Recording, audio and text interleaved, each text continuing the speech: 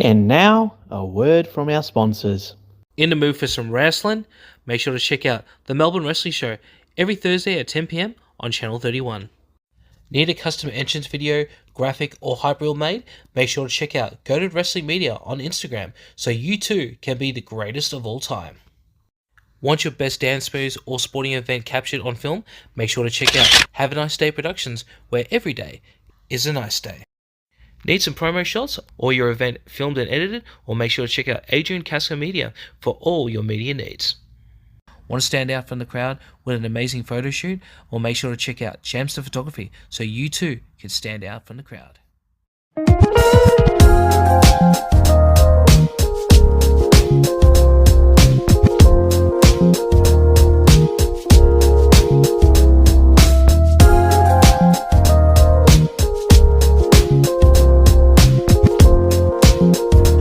Welcome to another episode of What If It's Cool, the show where we talk about anything and everything that is cool in the world today. I have Patreon, not OnlyFans, because I don't want to take my shirt off, because let's be honest, no one wants to see that. Daniel Porcro. And with me is hashtag support your local wrestlers. And everybody who's asked, I finally had him on the fucking show. I know it's taken 2 fucking years to do it. But he is the most requested person to be on this show. And that's not a joke. I can show you all the messages. Josh Redfield, how are you, bud? Hello. I am alive. I'm good. How are you? Good. Now, for people who are playing at home who like to play kayfabe, this is a mortal sin because we have gone back for the last 2 years, and if anything, I've probably taken more super kicks from this guy than anybody else who's a manager. And I was gonna say manager-wise, yeah. I was gonna say if we're going wrestler, I think that goes to Adam and Will, to be honest. I was going to say Will, to be honest, but when I think about it, it could be Adam too. Hang on, no, it would be Will because you've had more matches with Will. I would say. I've had more matches with Will, but it's hard because those two, especially the last couple of years, I've wrestled the most out of, I think everyone has been those two. So. All bangers, by the way. Definitely check them all out when you get a chance after the show. I think it'd be close. It'd be close between those two for sure. I've got to tell a quick story, and I think I've said it before, but the first time I ever met Josh was at Alpha. It was my first day on the job. It's the most scariest thing because because I was already feeling overwhelmed because I didn't feel like I'd belong there or anything like that, and literally Shep comes up to me, gives me a hug, and then Josh looks over me and goes, "Come here." I'm like, I don't know if I could look you in the eye. I don't know if you knew. I don't know if you knew I had already seen your OnlyFans, but not at that point. No. Because I think that was more when I came out about it all, and I was like, "Hey, I'm not gonna hide this anymore. Here you go, everyone." No, but I thought it was a joke. I thought you were joking around. So when your Insta bios had a link and it was like a preview, I was like, "Nah, it's gonna be another Harrison Canera situation. It's gonna be a fucking rib." And then do it, and the first thing I see is like, "Oh my god, it's a TV remote." Jesus Christ. Didn't go that far, but the first thing that came on Reddit, man, was that photo. Oh, we are not going to put it in this one. This is not an R-rated podcast, okay? No, sorry guys. Apologies. Yeah. But if you want to see it, how much is it per month? What is it now? $14.99. Hey. $14.99. It's not as big. No, it's not as active as it used to be. I'm only slowly getting back into it. It's like obviously everyone knows that I've been like super busy the last 6 months. So, but yeah, $14.99. I'm worth a bit now. Yeah, you're worth a medium Big Mac meal. Is that how much they are? I don't know. I don't. Hang on, is it a Big Mac or a cheeseburger meal now? Because fucking Macca's is so expensive. Everything's so expensive. We're in 2026. I know, right? 50-cent cones now $1.50. What's 50 cents cones then? Oh yeah, there's no more 50-cent cones. Oh God, this is how I know. This is how I know I'm old because my kid heard me say, "Oh, can I have a 50-cent cone?" And obviously the worker corrected me, and he just looks like and goes, "Dad, were they 50 cents?" I'm like, "Mate, they used to be 10 cents when I was your age." Like, I feel Yeah, old. I know. Well, you're 30 this year. I'm 40 this year, so I turned 31 in September. 31. Sorry. So Oh yeah, so like thank you. I'm technically 30. People think I'm in my 20s still, so I will take it. well, But yeah, no. when you told me on live on the air, I was like, I thought you were 24. That was my I understanding. the last one I got was 22, and that was at a wrestling show, one of the peak shows I wrestled at this year. They're like, "You're 22," and I'm like, no, I'm nearly 10 years older than that. So Well, I don't know. you age well, man. That's the thing. You Oh, age well. I think I'm aging well. I think once I hit like 40, I Mm. reckon it's all downhill from there. I reckon I'll hit 40 and then I'll just go, unless I I can don't, keep up I with don't know. everything. I don't know about that. I think it probably maybe 50 or 60. You'll start to age. I think. Maybe, I don't know. You didn't see my dad, so. No. Yeah, but uh, you haven't seen my dad, and like when he was my age, my dad was completely bald. And for those members of my family who are going to be asking, yes, I am to blame for his baldness. But at the same time, my dad looked a lot older because he was smoking 2 packs a day. yeah, that's fair. I have quit smoking years ago. I don't Same, drink anymore either, same. so I look a little bit a little bit younger, but I still feel like I'm fucking 50 years old with the way my body works now, especially when I take a step back from Oh, you. facts. Oh god, my body hates me at the moment. So it's a good time. It's a good time. I remember when I was like in my 20s. I've been looking back at some old stuff in general. So I was like, obviously I was a lot bigger, especially after my daughter was born, Mm. which was like 10 years ago. What is that? That's 2016. So how old I was like, yeah, it was 21. I just turned 21. So a lot of my 20s, I was like a bit bigger than what I am now. Mm. And I was smoking for a good portion of it. I wasn't eating healthy. I was just pigging out. And I look back on it a lot of it. I'm like, fuck, I look like I'm old as shit. Like I look so much younger now after I need to get my shit together and look after myself. And then I quit smoking. I don't drink. I never was a drinker in general. Mm. Um, and yeah, so I look back at like photos now to like even like 4 or 5 years ago, and I go, whew, look like I'm actually 30 or older here. And here I look like I'm mid-20s at least. If I've got the beard, I look older. And then when I shave, I look like I've just come out of the womb sometimes. It's insane. I beg to differ sometimes. It depends on how your beard is, really. Mm, But I've always felt like you look better and you look younger with a beard. I don't know really? why. I don't know why. That it's That's maybe insane. I don't know, because like you look at some people that have facial hair, right? They the more they shave, they look like they're fucking children. But Mm, for some reason, like I think one of the best examples is Tricky from PCW, right? When you look at yep. old photos of him when he was clean shaven and everything, he looks old. I don't know why. And then like from 2013 onwards, when he had the beard a lot more, for some strange reason, to me at least, he looks like a baby. I don't know why. Jesus, I might have to go back and have a look. I'm glad you swore. I don't know if I've sworn yet, but I was like, do I swear on this podcast? Um, Yeah, I think only one out of SP hasn't sworn was pretty much 211 because he called me out about it. It's like you swore. I'm like, yeah, I, of course I did. I was gonna say I remember watching the 211. The wait, I don't. Fuck kayfabe. I remember watching Sam's interview, and look, dude, I fucking stream all the fucking time, and I break kayfabe 90% of the time. Yeah. Fucking yeah, I remember watching Sam's, and I'm like, oh, dude, they're gonna get me on this fucking podcast, and I'm gonna be the complete opposite to Sam because I'm fucking crazy. Like I am a nutcase compared to Sam. Sam's very like Sam's a nutcase as well. We're not gonna talk. Sorry, Sam. Um, Sam's a nutcase in his own like. I don't even know how to describe Sam's aura. I think if you were to describe like Sam or 211's aura, it would be like you wouldn't expect some of the stuff that comes out of his mouth when you're in conversation with him. Like you'll Yeah. sit there and he'll be like, mm-hmm, yep, yep, yep. And then you'll be talking, and then out of nowhere, he'll say something right out of pocket, and you go from like laughing to shock or shock to laughing. But a lot of it's like, that just really come out of Sam's fucking mouth. Yes, it did. So like that's Sam's aura, but like Sam's aura is good. Like I don't think you can ever be negative around Sam. I don't know if you when you talk to 211 like behind the scenes, Mm. have you ever sat there and been like angry or sad or anything? No. No.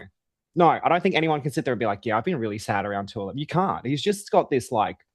He brings the happiness into you because he's seen me a couple of times where I'm like this, and he just literally he'll say something or just look down at me and then go up and then give me a smile, and I'm like, oh, you motherfucker, stop. I want to be sad right now. Stop making me laugh. Oh, the amount of time Sam's realized that I'm in a shitty mood, but then he knows how to just bring you up and do all the cool stuff. So like, yeah, I don't know how we got on to talking about Sam, but like, here's what's the nickname? We're heterosexual life partners. That's what me and Sam. Hetero life mates. Yeah. That's pretty much what we've labeled each other. So it was really cool when we won the Alpha Tag Team titles last year, because like I said to him, a couple of years ago, before it would have been leading, I'd lost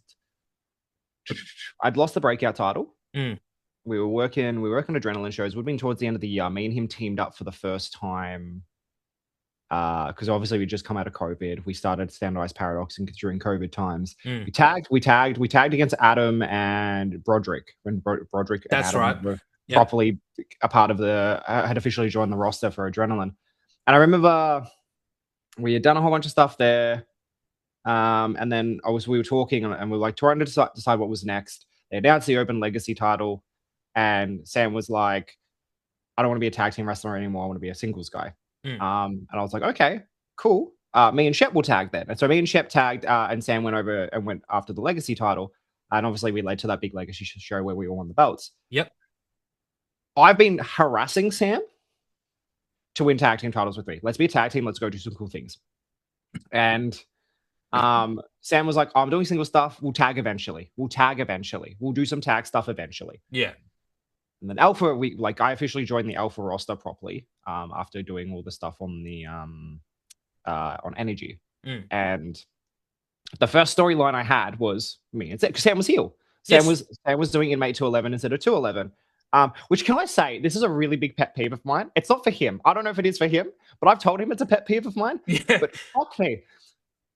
I don't know how people haven't picked up on the split personality gimmick yet, but like, Inmate 211 and 211 are completely two different people, and it shits me. It shits me up the wall. I'll be sitting there and they'll announce Inmate 211, but he's got the green face paint on because he's a fucking face, and they're like Inmate 211. I'm like, it's not Inmate 211. It is just 211.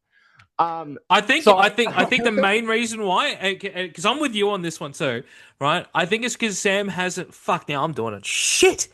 Sam hasn't said shit, so I'm saying yes, because he hasn't said anything to the announcer to do it, because that would sums it up, you know. But it's even graphics, because I remember I think it was it was either an Adrenaline or Alpha show. No, it was an Alpha, because you told me this before. It was Alpha. And I turned around, I said, "Can we put 211 on the graphics at Inmate 211?"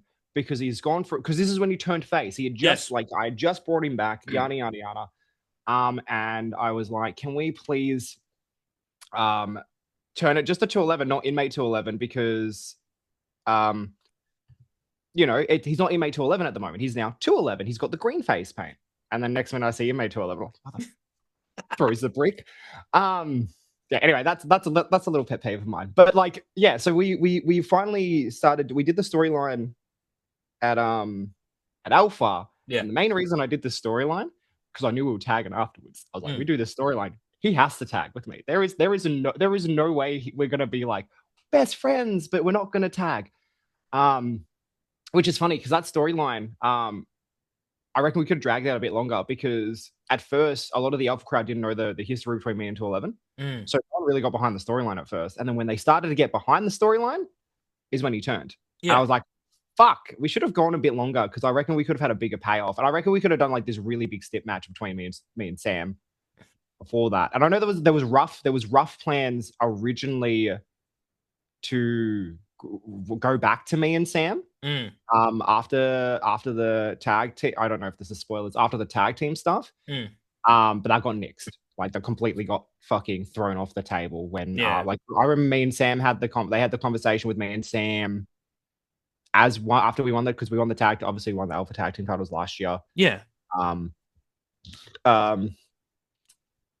they were like, "Oh, so this is kind of roughly where we're thinking." And I was like, do we need to do that though? I don't think this is the time to do that. I don't think we need to revisit that straight away. I think we can go our separate ways if we need to. but like I don't think we need to feud against each other just yet. Yeah. Me and Sam have always wanted to do a storyline where we do like who's going to win all the championships at a promotion first. So it's like, like it's friendly competition. Yeah. You have no idea how many times, like even Shep as well. Me, Sam, and Shep will sit there and we'll just have all these fucking ideas that we'd go with, that we've wanted to pitch to promotions, but we know full well they'll knock back. Because we had this idea before I won the heavyweight title at Adrenaline. Me and Sam were talking because Sam won the legacy title. And so the plan was, this is what the original plan was. Sam was going to go from legacy and go after the heavyweight title. And I was going to go from the tag going after the legacy title. And Shep was going to go after the breakout title. Right. That was the original plan for all of us. That's what we wanted to do. That's what we were building to. So Sam was going to go after the heavyweight because me and Sam spoke about it. I don't want to go for the heavyweight title. I want that to be the last title I win because of the story I was building to.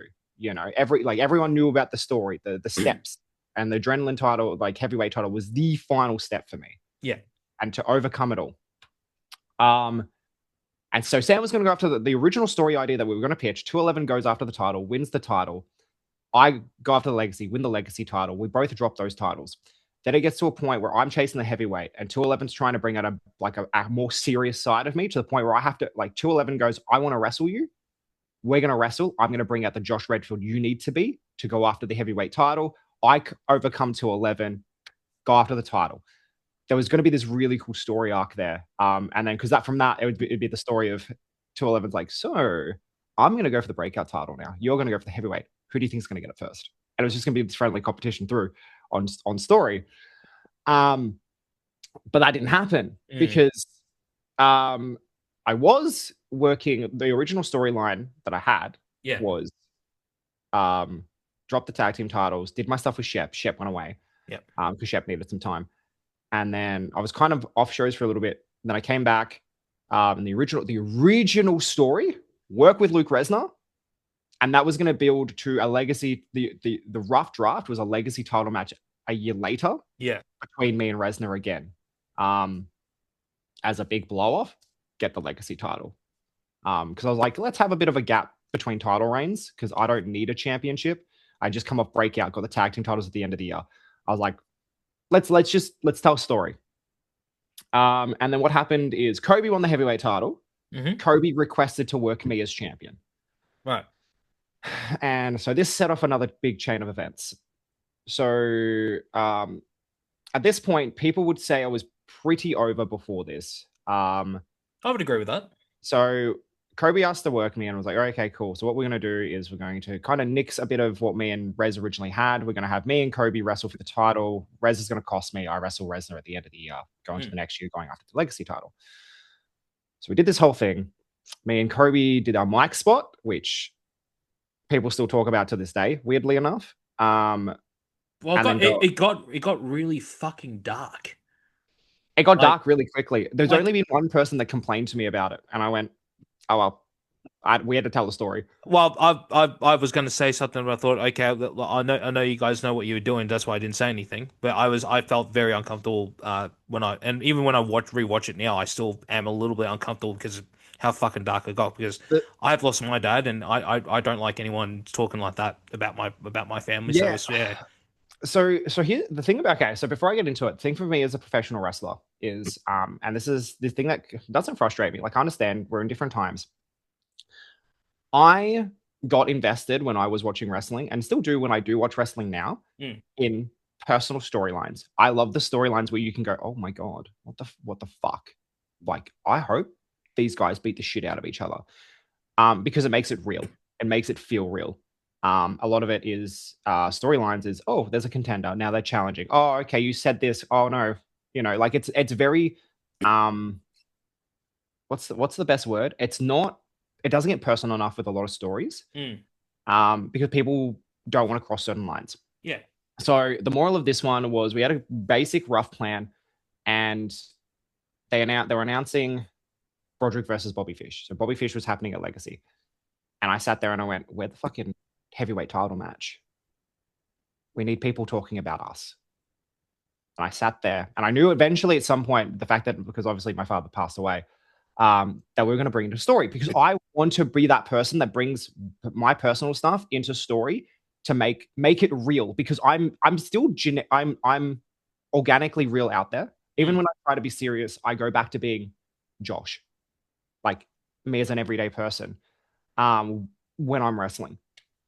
And I was like, we need to get people talking about this.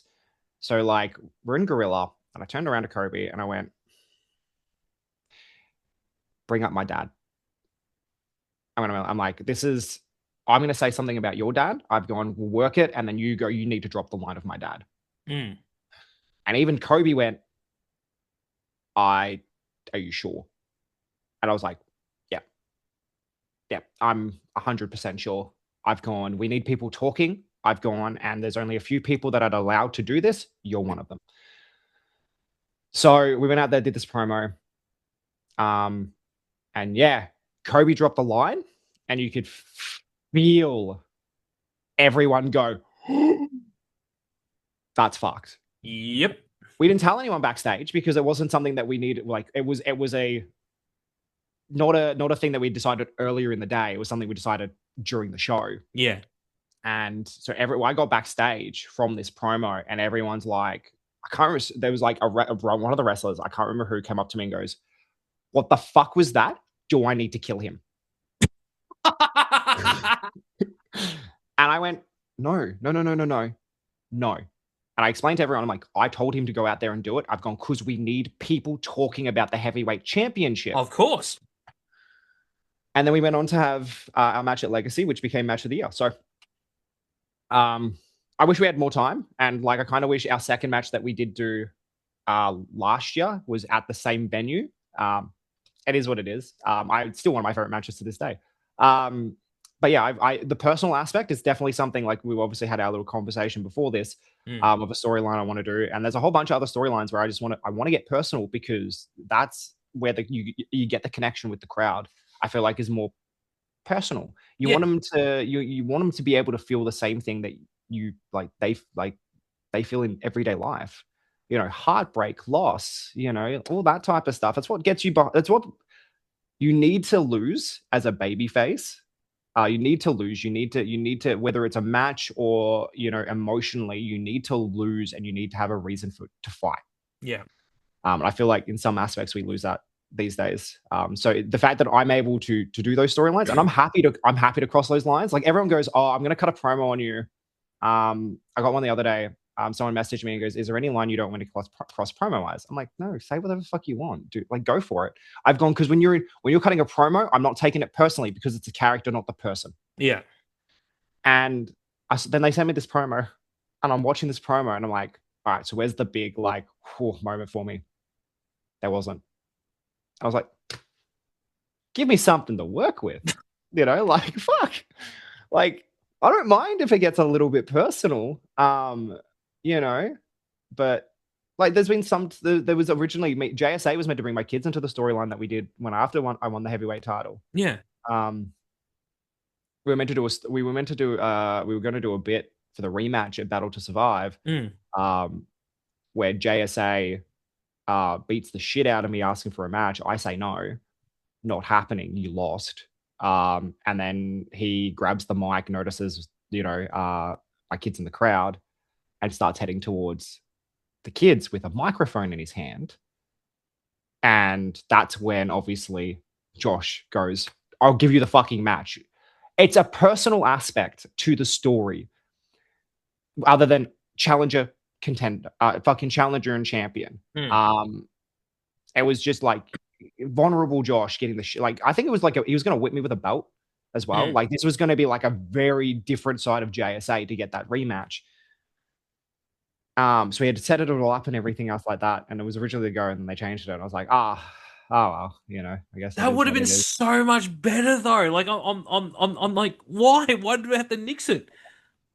There was an idea pitch to me about it, and I was like, that doesn't make sense to me. I've gone, if you want that idea along with this promo spot, there's no point. Don't worry about the promo spot then. I've gone, because like, I don't think we didn't need a payoff in the sense of like my family getting involved in the story. Yeah. Because I don't think there wasn't anything like physically where they're getting dragged into proper the story. It was just more he pointed him out. He's going to go start walking towards him to the crowd. I freak out. I give him the match as parental instinct. Don't fucking, Don't go off my kids. There was nothing more besides making every parent in the crowd go, I do the same thing. It's like there's always, you can, as a wrestler, you can always give a reason for something to happen, but sometimes you just need you don't need to give a follow-up to every single reason sometimes. Yeah. That was one of those things where it's like, it's not a follow-up. He's just threatening and using that to his advantage because he knows how much I care about my family. Yeah. No, there's been a whole bunch of ideas. I know we've gone completely off track because I talk a lot. You realize I have Jason Crash on here regularly, and he goes left, right, up, down, 360 all the time. That's me. That's me. I get sidetracked. I go from point A. I'll go from point A to point B, but I don't get to B till like 3 hours later because I go from point A to then C, F, Z, X, then R is over here, and then we'll hit S, T, and then we'll go back to E. It's well. Do you remember the last Pipework show that we ever did, and what our conversation, how that happened? We were doing just before we did the live episode. I went and got KFC, and literally we went. I can't even remember what the starting subject was, but it led to us talking about the doll that you made for Chrissy's daughter. Then it became we were talking about Joe Hendry for some strange reason, and then that's how that whole Joe Hendry meme came about, and then all of a sudden we go and talk about TNA. That's come out for that. Then it went from TNA to something that Jay Hunter was saying. And then it went back to me going, okay, let's watch the Dudley Boys versus the Hardys at TNA. I do remember, yep. How the fuck did it all come out of that? Because they just done that recent Bound for Glory show as well. Yeah, no, that was insane. Yeah, I get. Yeah, that's the gist of. I think that's just a wrestler thing, to be honest. I think a lot of wrestlers are like that, to be honest. I don't think that's just us thing. We went from food to a comedy bit to Jay Hunter to TNA to Joe Hendry to TNA again, then to something random, and then all of a sudden. If it's Jay Hunter, Chrissy must have come into the conversation at some point. Oh, she was already she was sitting right next to me. Bambi was the one who talked about Joe Hendry because she only just discovered the Joe Hendry song, so that's how it came about.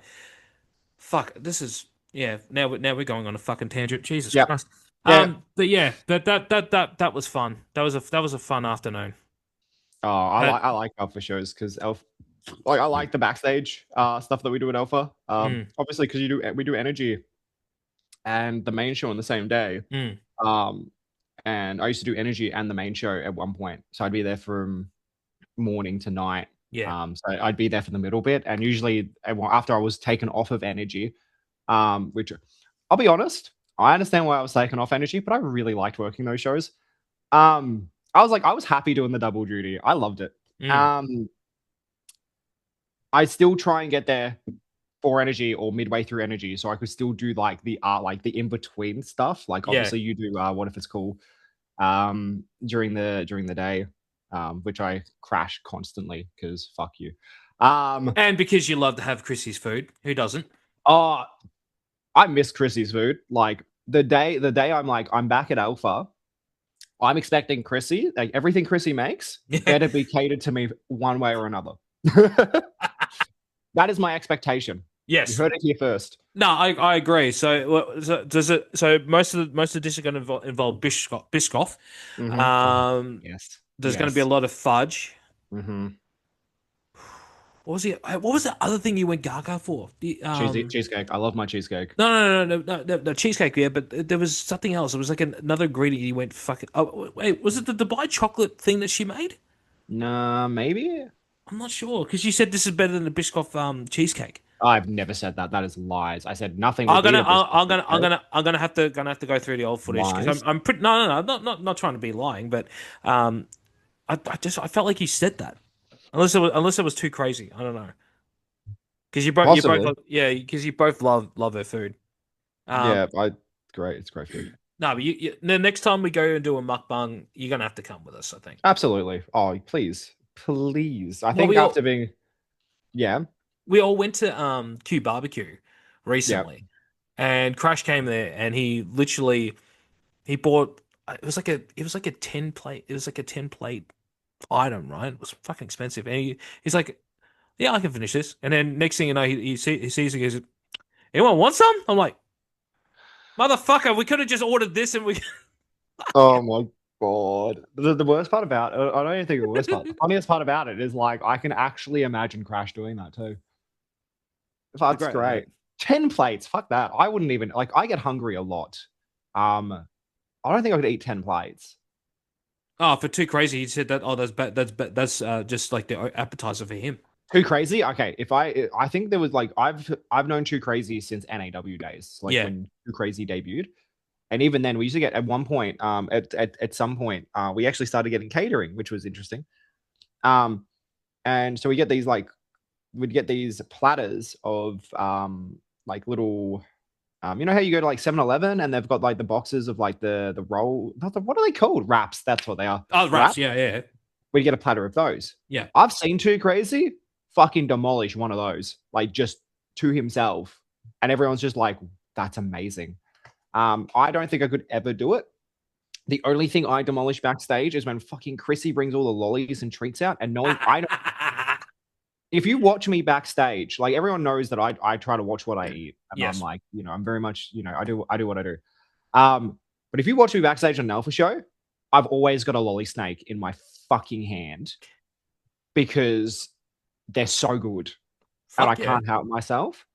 I think I walked out to the ring with Maltesers at one point as well. You did Maltesers and a handful of gummies, I think, at one point. There was yeah. I was gonna say because there's a fan at Alpha who sits front row and will constantly offer me a lolly snake as I walk through.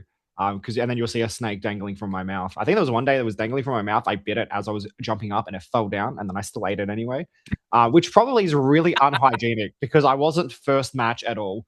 Oh god! 2-minute rule. It's fine. It's fine. Yeah, 2-minute rules in sweat and tears, probably, and whatever juices come out of our bodies. Which, now that I've said that, actually probably doesn't sound really good. Anyway, but yeah, no food. Yeah, lovely. Not disgusting. Yummy. Oh, well, some food's disgusting, but no, yeah, cheesecake. Love Chrissy's food. It's great. I just want to put it on record for everyone who sees me eat at the back of Alpha. We can now confirm it is not me that finishes all the fucking lollies and stuff. It is Josh. So stop blaming me. Stop blaming me. I'll be up front. The lolly snakes, those lollies, the gummy lolly snakes, it's me. Straight up. That is me.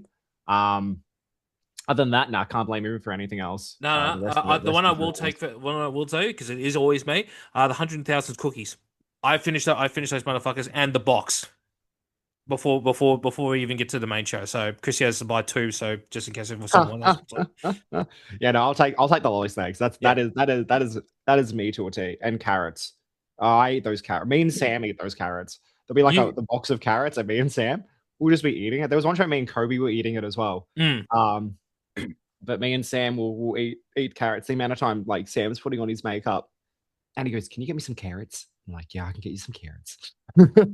Yeah, so now the Choc has now joined Alpha. He's now taken on to that tradition. He's actually eating the majority of the carrots as well. Hell yeah! Fuck yeah! I'm so glad Choc's there.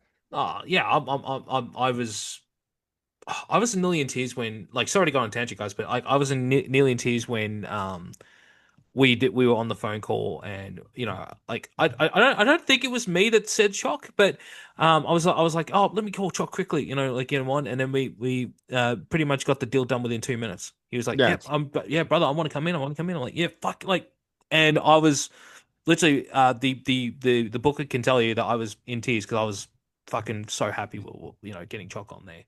Fuck yeah, no, good. Chocs. I will always say this when it comes to Choc.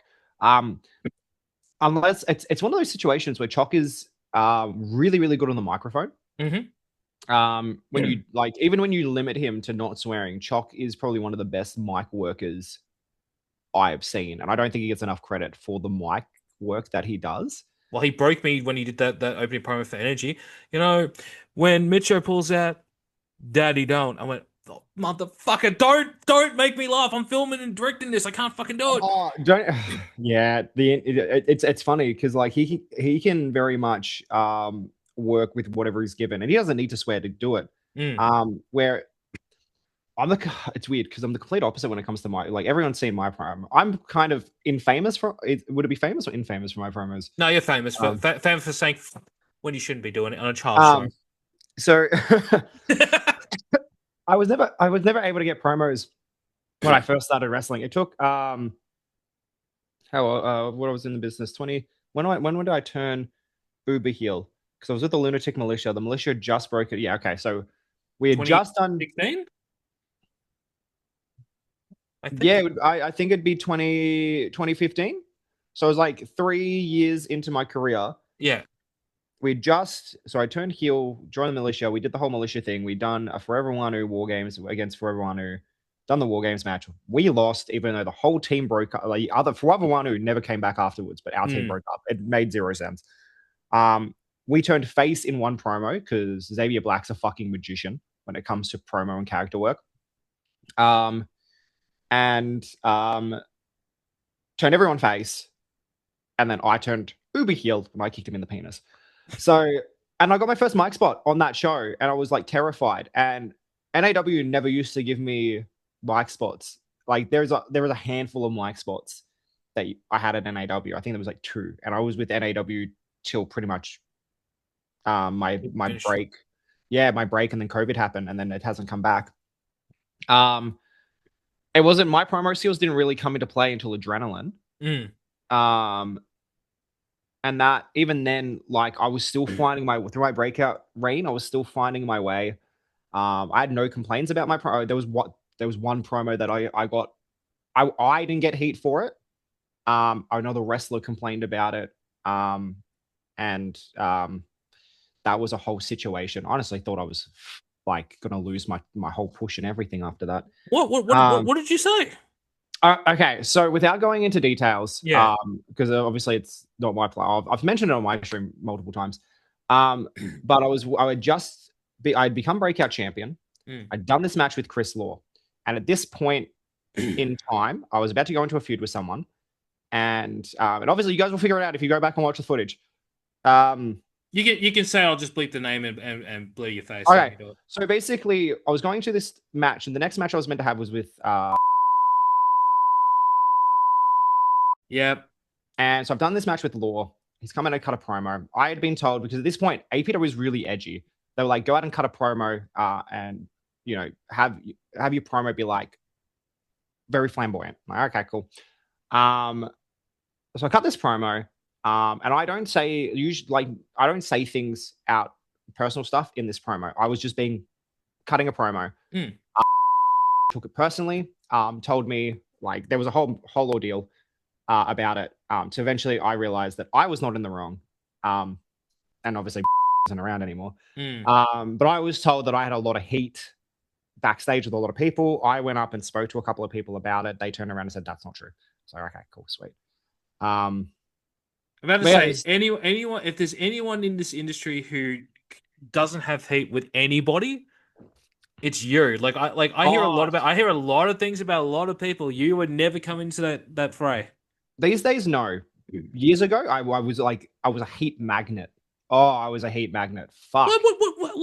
What? This is because out of again, I don't want me to go on a tangent, but like one of the things about Josh and me, right? Like, obviously the character of DPC and Josh Redfield hate each other. Paul and Josh outside of the ring, very good friends, very close as well. I if I have a problem, I go straight to Josh. I find this very, very alarming because I can't imagine you getting heat at all because everyone loves you. Well, these days, if I had heat, I'd be very, very surprised. I would say that there is going to be people in this business that don't like you. There is always going to be those people, and you're always going to have little tiffs with people. And like I've had disagreements with people in the last couple of years, but not to the point where it's like, oh wow, I've got heat, and if I did have heat, I'd like to think that people would come up and spoken to me, and if there has been any problems, people have spoken to me. This wasn't the case during my NAW run. Like when I was with NAW, I was very how do I put it? Very egotistical towards the end of the run. I was very bitter. So training was very different back then to what it is now. So I got to the point where I was really uncomfortable at training. And I felt like I was getting bullied. So instead of speaking up, I pulled away. Except I kept getting booked. And at this point, I was very still new into the business. So I got booked and I had a couple of bad matches, which is weird because I had this really bad match with George. Where at least this is 2013. I did this really bad match with George. George called suplex. I didn't post for the suplex. I just jumped, which could have ended absolutely catastrophically. I then went on to have a really good match of the night with Jake Lindo in Melton the next show, which was insane. And I guess it comes to like everyone goes, "You've got natural ability." No, I'm just a fuckhead. And then so it got to a point where I was in and out of like I dedicated a lot of time to NAW. I'd put them first over all these bookings, yada yada yada. But I was watching a lot of these guys come through. They were getting so many more opportunities than I was, and I became really really bitter. So like I watched Leon Knights come through, who was now known as Aiden Miller, and he went on to win the South Pacific title, which was originally meant to go to me, which I wasn't told about. So I took another booking somewhere else because they were going to give me a push, and they went, "Oh, we're going to give you the belt, and now you're not dedicated to us." And I was getting really frustrated with a lot of things in wrestling. And then I was doing all these things, and I was going out of my way to do things. And then there was one time where I was like constantly being told, "You're not doing enough ring crew. You're not doing enough ring crew." And so then I'd stay, do ring crew, and then I'd be like, "Oh, why am I not on the show? Oh, you didn't do enough ring crew." And I sat there and went, "Are you fucking kidding me? Like, why don't you like me?" And it was my attitude. I was like, you could tell that I was just like expecting more. And I think a lot of wrestlers go through that period where they're like, "Oh, I deserve more than this. I deserve better." And I went through that period. And I went through that period where I was like, I was hating wrestling, and by the end of it, I hated it. Didn't want to do it anymore. But I kept taking bookings. I just wanted more opportunity, and like it's weird because I'm still like I want opportunity now, but it's different because like I'm not, if I don't get it, I'm like, fuck, why am I not getting it? What do I need to do?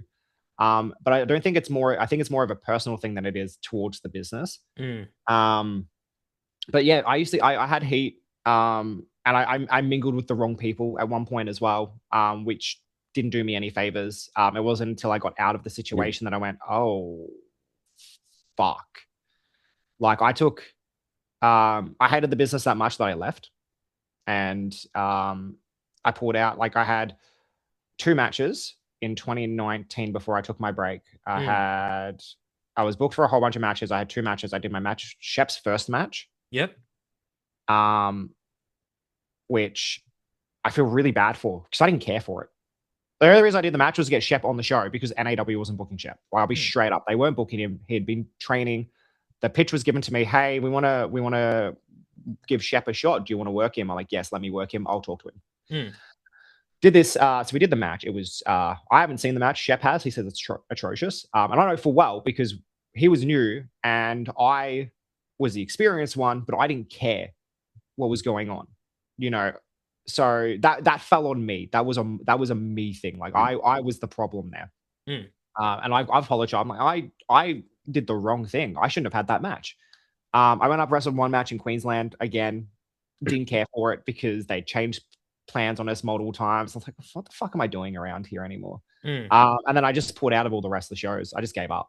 I left. And at that time away, I was able to sit back and go, wow, I was a fucking idiot. Like wrestling, there's a term, wrestling owes you nothing. Yep.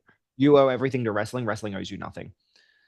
And it's true because the show will go on without you no matter what. And I basically went, "Oh, I was a fuckhead. I shouldn't have been like that." Yes, there were some situations that were assholey to me. And there were some situations where I was getting bullied and I was being left out. And I think that does play a part in why I became so bitter. But ultimately, I could have done so many things to also be included. And go out of my I wasn't training as much. I wasn't I was doing ring crew, hoping for an opportunity. I think got to a point, and I think there was a couple of people that I would consider friends at that time who said some shit about me that really made me open my eyes to, oh, okay, this is how they view me. I'm out. I'm done. They were like, oh, you're riding off because we were doing J2 before I left. And they were like, Jason was getting this big push in NAW. And Jason was becoming a really big name. And I was just there. And Jason was always very much like, you can get your own pops. You were always been over as a face. They just don't see it. And the amount of times Jason go out there, I'd go, he wouldn't come out with me for my match because he goes, show them that you can do it yourself. And I did. I showed him multiple times, and I still wasn't getting anywhere. But then people turned around to Jason. I remember hearing about it, that they were like, you got to drop Josh. You've got to just drop him. And I think that also played a part in why I kind of took a step back as well, because I was like, I don't want to hold people back. And I felt like that's what I was doing with Jace. I was holding myself back. I was holding him back. I hated it. I was done. So yeah, I left. I left wrestling, and I wasn't coming back. Wasn't going to come back at all. I was done. And then guess what? I came back. Woo!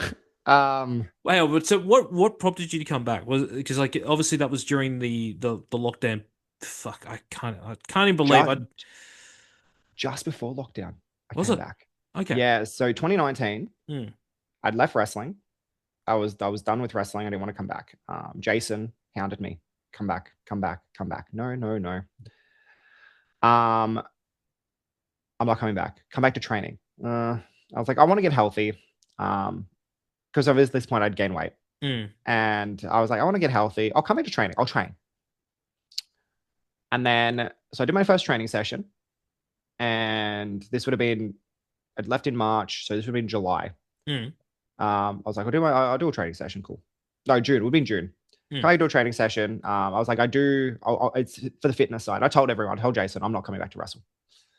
And so did my first training session. All the NAW booking team was there. They're like, hey, do you want to come back? I said, no, not happening.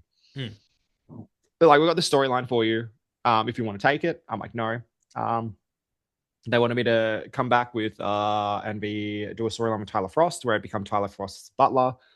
What? And everything. Yeah. And everything. And one of the bookers turned around and said, you can't do that. Josh Redfield's well known. It doesn't make sense for him to do that. The crowd's not going to get behind it if it's Redfield. And I said, I'm not wrestling either way. So that ended up going to Callan Butcher, which the storyline they did was fucking fantastic, my ad. If NAW actually decided to ever upload a lot of their content, that's a story you want to watch in the later half of. Please, NAW. George, please upload the footage because there's so much shit that I want to watch. Because Callan and Tyler Frost, Callan wore a full-on maid's outfit and everything. It was great. So there was that. And then so I was training. Shep joined in. Me and Shep actually became good mates here. I was training, and Jason pulled me aside and said, this would have been July, pulled me aside. I'd been back training for about a month, and goes, hey, I want to get Shep on the Pure show, because NAW had their Pure shows, which is obviously Energy, Breakout. And he goes, I want to get Shep on shows. He goes, I want to pitch you versus Shep. And I went, I'm not wrestling. That's not happening. And he's like, Shep, this might be an opportunity for Shep to get onto shows and get noticed. I was like, So I said one match. So me and Shep trained for this match. So I said one fucking match. One match in September. One match. That one match in September. Jason let it slip to a couple of promoters. So PPW hit me up when PPW was a thing and goes, hey, we're doing a show in Sunbury, your hometown. Do you want to do it? I'm like, I'll do it because it's my hometown. Yep. So I did that in August. July, I came to an NAW show. I hadn't been to a wrestling show in ages. So I came to an NAW show at a Pure show just off of because I kind of wanted to feel the vibe. I rocked up, helped with ring crew. It was I'm here to chill. I'm going to really enjoy the show. I haven't been to a wrestling show since March. Oh, no, February. I haven't been to a wrestling show since February. And so I'm at the show. Damien Rivers, who was booking at the time, pulls me aside and goes, "Do you have your gear?" And I went, "Oh, I've got old gear," because you always bring your gear to a show. Of course. And for someone who didn't want to wrestle, I had gear because it's just ingrained in me now. And yeah, so I'm there and I'm like, yeah, he goes, "Cool. We need you to fill in." So I did this 8-man tag match. Again, it was Team Pure versus Team NAW, where Pure was all of the new people coming up. And then there was Josh Redfield. And so I did this match. They were like, "Go out there." I'm like, "Oh, I'm part of the heel team." They're like, "Go out there and just do things." Yeah. Okay. So I took a couple of moves, yada yada. Did the match in August. And then we're building towards me and Shep, because we filmed a promo at the Pure show where I'm backstage. Shep's like, "Oh, you're back," slaps me. It's a terrible fucking promo. Don't ever watch it. I've watched it. It's terrible. Where can we see this? This Facebook. Oh, Facebook. Yeah, so it's on Facebook. if I manage to find it, it will be insert right now.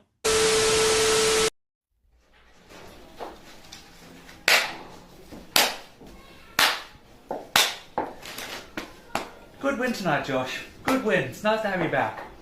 Good win. Sorry, who are you?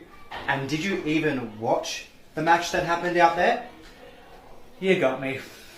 I didn't watch it. No, I had better things to do. And to answer your question, I'm Jackson Shepherd.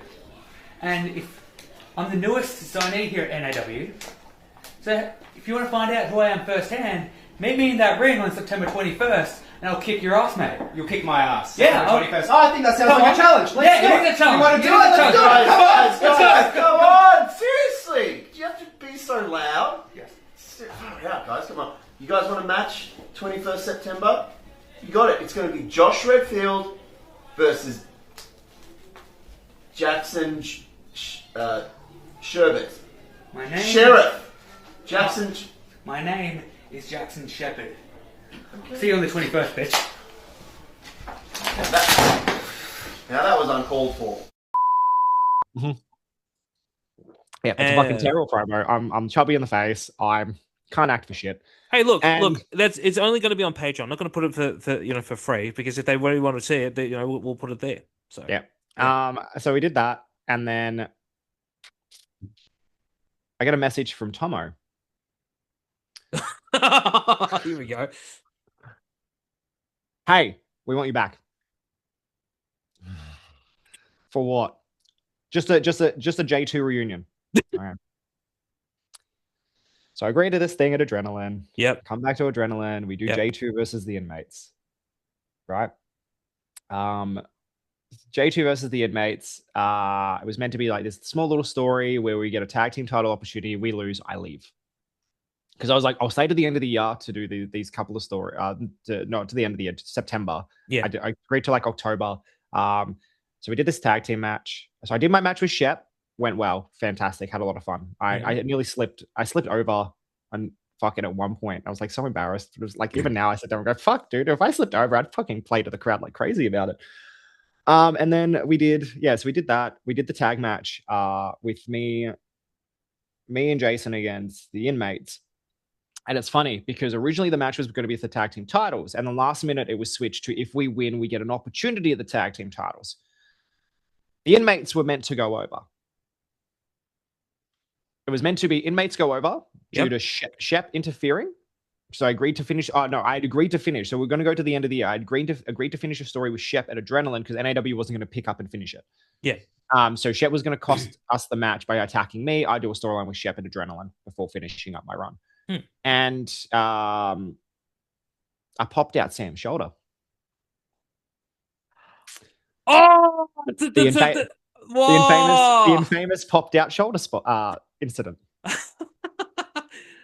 So I've just come back. Now I understand why he did not want to tell me who it was, because he wanted me to get you on the show. Okay. I'm the one who popped out Sam's shoulder. It was a springboard DDT that I'd been doing for ages since I'd been doing it training constantly. Hit it, shoulder popped, we went over. I cried that night because I was like, I shouldn't have come back to wrestling. Like I was ready to walk away again because I was like, I felt so bad. Sam called me up from the hospital in a sling with Crash, calming me down. Because I'm like backstage, breakdown. Lexi's talking to me. Of course. You know, everyone's chatting like, "You're okay, you're good." I'm like, "No, I fucked up. I've just hurt someone. I'm done. I'm out. The worst thing has possibly happened." It's a popped out fucking shoulder. I didn't fucking rip his arm out. Well, I did, but like not severely. But not in a bad way. And yeah, he was on the phone and he was like, yada, yada, yada. No, you should be fine, yada, yada. And this is where me and Sam started our friendship. It started to building over this time because we were doing NAW shows together. He wasn't doing Inmate 211 there. He was doing Johnny, but like kind of a Johnny Reset? It was the evolution of Johnny Reset. Ah, okay. With doing like there was I can't remember what the fucking group was called. But like Terry Shaw was doing like Varg and everything. It was a time. And I remember at a backstage show there, Sam turned around to me and he comes up to me. I was having a cigarette backstage because I again had come back, but I still felt like the outsider, so I was changing outside. And he comes up, he goes, "Do you ever feel like you're the odd one out?" And I was like, "Yeah." And then we just started talking from there, and then a friendship pretty much blossomed. From there, and then so we did the stuff with the inmates. We did Inmates versus J2, which led to Prison Riot. Which Sam then went on to pop my shoulder out in that match.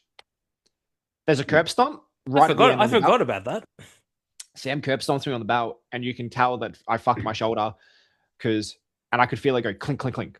Yeah. And I went, "Oh, okay, well, it's in still." But I'd hit the thing. I braced wrong, and I felt it, and I went, "Fuck!" And I knew it. I was like, "I'm hurt. I'm done." Jason, you can tell because we went to take this massive beatdown from TUA, which was the underappreciated, which was Shep and Nate at the time. And what happened is I'm laying there like in pain, and Jason takes all these hits because he's realized I'm hurt. And he's just taken all these hits. They're beating up on us. Nicole Cole, baby, comes out for the save.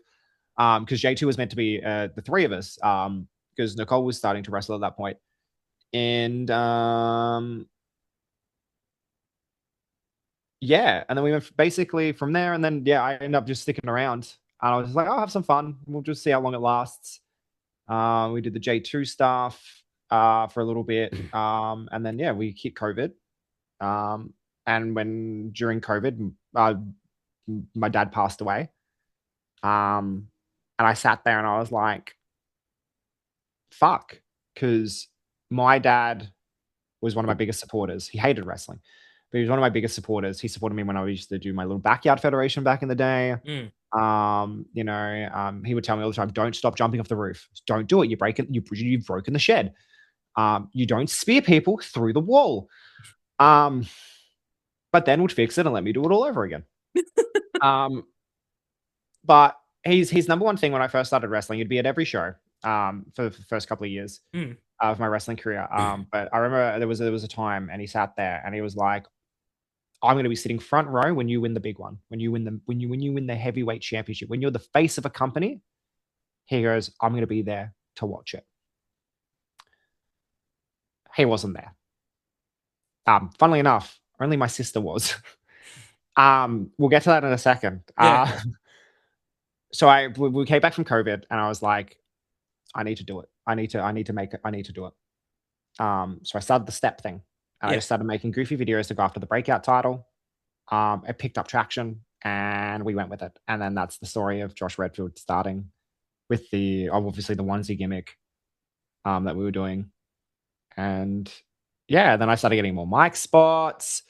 And then I started swearing more on the mic as well. They told me to go out there and be myself. So I started doing it. And then there was one point they were like, "We're being a bit edgy. You can get away with a little couple more things." So I just started cutting mic spots on the fly. And I just did them. And then they kept giving me mics.